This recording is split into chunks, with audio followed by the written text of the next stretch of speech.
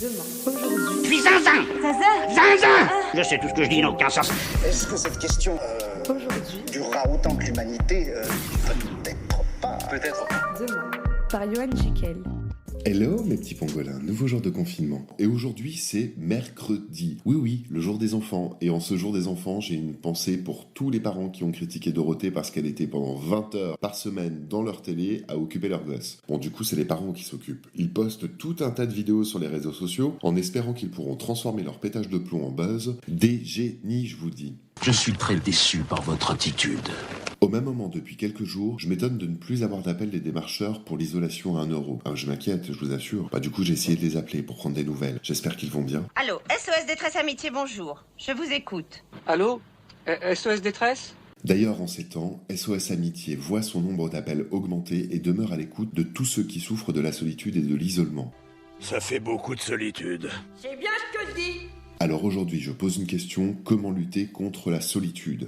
C'est bien sympathique Dolores, mais épargnez-moi vos analyses politiques. Certains conseillent de lire ou d'écrire pour occuper le temps, mais on peut aussi penser à ce que l'on fera lorsque l'heure de la trêve des confinés aura sonné. À quoi tu penses? Je pense pas, je m'emmerde.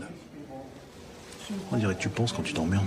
C'est vrai que ce n'est pas con. Au moins, les confinés ne deviendront pas des confinis. Qu'est-ce qu'on peut faire? Faut que ça mûrisse. On peut aussi essayer de farcir des petits pois. Mais surtout, ce qu'il ne faut pas faire, c'est parler de sa journée le soir. Parce que tu l'auras compris, tu n'as rien à faire, donc tu n'as rien à raconter non plus. Te crois pas obligé de faire quelque chose, tu n'as rien à te reprocher. D'accord? Il faut vraiment faire attention à la crise de la quarantaine. Moi, je n'ai qu'un conseil. Si tu sens qu'elle te guette, essaie de te souvenir de comment c'était avant. Nos ennuis, tous nos soucis, faut les envoyer en l'air. Tout foutre en l'air, pas le cul du métro, du boulot, du dodo, des impôts, prodigo, du rouleau, et puis du proprio, du frigo, de l'auto, et vive les vacances.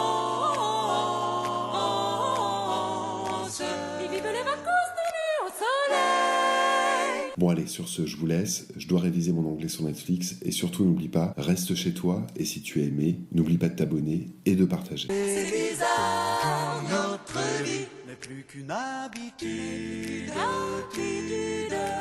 Des projets, j'en sais rien. Mais moi j'ai envie de rien. Non, rien de rien. Pas le cul. Pour réécouter ou écouter ces podcasts, rendez-vous sur toutes les plateformes. Et si vous voulez discuter de ce que nous sommes devenus et inventer demain, aujourd'hui, autrement, on se retrouve sur Facebook.